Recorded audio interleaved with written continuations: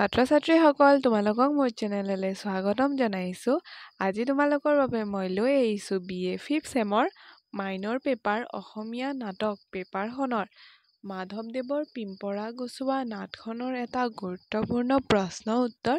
আহা আমি ভিডিঅ'টো আৰম্ভ কৰোঁ। প্ৰশ্নটো হ'ল মাধৱদেৱৰ পিম্পৰা গুচোৱা নাটৰ বিষয়ে লিখা।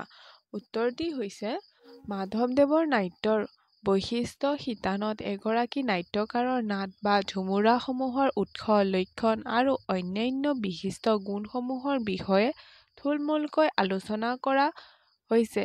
ইয়াত পিম্পৰা গুচোৱা নামৰ সৰু নাটিকা বা ঝুমুৰাখনিৰ বিষয়ে সুকীয়াকৈ কিছু আলোচনা কৰিবলৈ প্ৰয়াস কৰা হৈছে।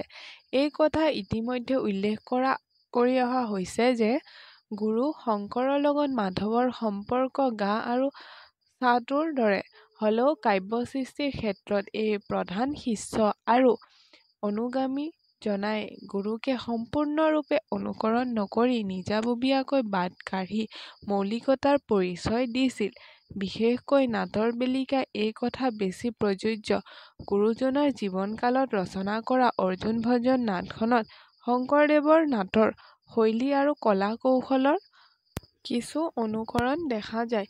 কিন্তু পিছত নাটকেইখনত মাধৱদেৱে নিজস্ব প্ৰতিভাৰে এক প্ৰকাৰ নতুন নাট্যশৈলীৰ সৃষ্টি কৰিবলৈ যত্নপৰ হোৱা বুলি সহজতে ধৰিব পাৰি। পিম্পৰা গুচোৱা নাটকখনিত নাট্যকাৰ মাধৱদেৱৰ স্বকীয় প্ৰতিভাৰ পৰিচয় পোৱা যায়। মাধৱদেৱৰ অন্য কেইখন নাটৰ দৰে এইখনৰো প্ৰধান চৰিত্ৰ শিশু কৃষ্ণ বা বালগোপাল।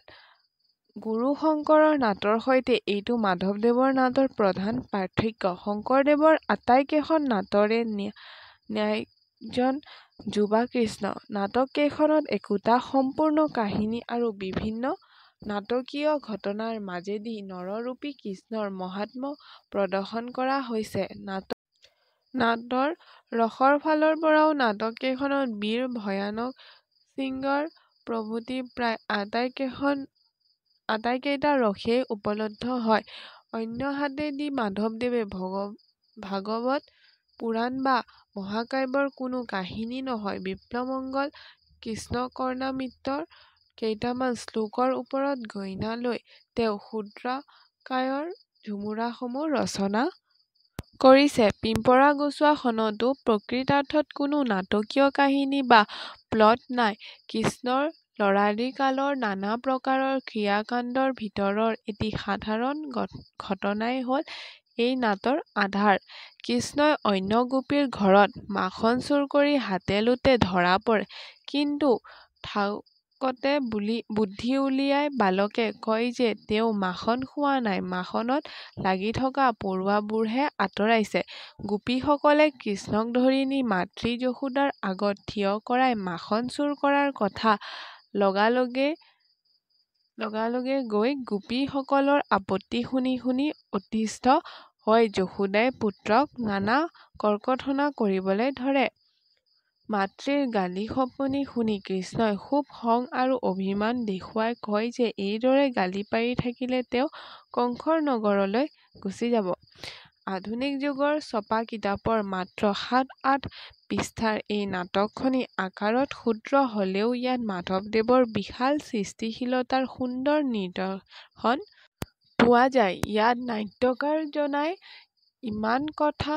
ইমান কম কথাত যিদৰে এটি অসাধাৰণ শিশুৰ আৰু এগৰাকী সৰলা মাতৃৰ চৰিত্ৰ অংকন কৰিছে সেয়া আমাৰ সাহিত্যত বিৰল। শিশু কৃষ্ণই যি কৰিছে বা যিদৰে গোপীৰ প্ৰশ্নৰ উত্তৰ দিছে সেইবিলাক দেখি শুনি এই শিশুক নৰৰূপী ভগৱান যেন নালাগে, সৰ্বসাধাৰণ শিশুতকৈও অনেক গুণে বেছি বুদ্ধিসম্পন্ন এটি অসাধাৰণ মানৱ শিশু যেনহে লাগে। কৃষ্ণই নিজকে মাখন চোৰ বুলি বদনাম পোৱাৰ পৰা বচাবলৈ ইটোৰ পিছত সিটো যিমান মিছা মাতিছে, কিন্তু এই কথাবোৰ তেওঁ ইমান কৌশলেৰে কৈছে যে গোপীয়ে তোমাক হামো উত্তৰ নাহি পাৰলো বুলি কৃষ্ণক মাকৰ কাষলৈ লৈ যোৱাৰহে ভয় দেখুৱায়।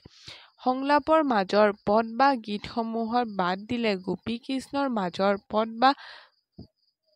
কৃষ্ণৰ মাজৰ কথোপকথন আধুনিক নাটৰ সংলাপৰ পৰা বেছি নিলগত নহয়।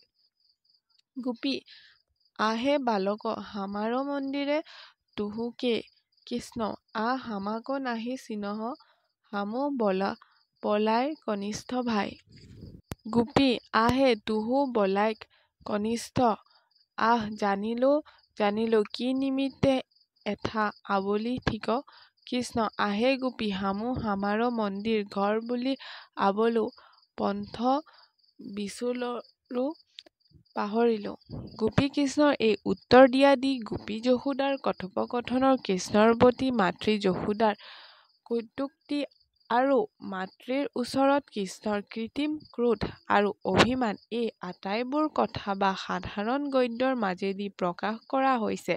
নাটকখনৰ শেষৰ ফালৰ আলু মাই গালি তুমি নাপাৰিও কাৰে এই সুন্দৰ আৰু সুমধুৰ গীতটি বাদ দিলে ইয়াৰ অধিকাংশ গদ্য সংলাপ বুলিব পাৰি। এই কথা বা সংলাপৰ ভাষাও কথিত অসমীয়া ওচৰা-ওচৰি। অৱশ্যে এই কথা স্বীকাৰ কৰিব লাগিব যে পিম্পৰাগুচোৱাখন এখনি পৰিবেশ্য নাট হলেও এইখন এটি ৰমণীয় আৰু মনোগ্ৰাহী নাটকীয় কবিতাৰ নিচিনা। গীত-পদসমূহৰ বাহিৰেও কথা অংশৰ কাব্যিকতাই শ্ৰোতা আৰু পাঠকৰ মন চুই যায়। মাধৱদেৱৰ ভাষাৰ প্ৰাঞ্জলতা, স্পষ্টবাদিতা, সৰলতা আৰু সহজবোধ্যতাই নাটকখনৰ সংলাপ আৰু গীত-পদসমূহৰ অনন্য আবেদনশীলতা প্ৰদান কৰিছে। ধন্যবাদ।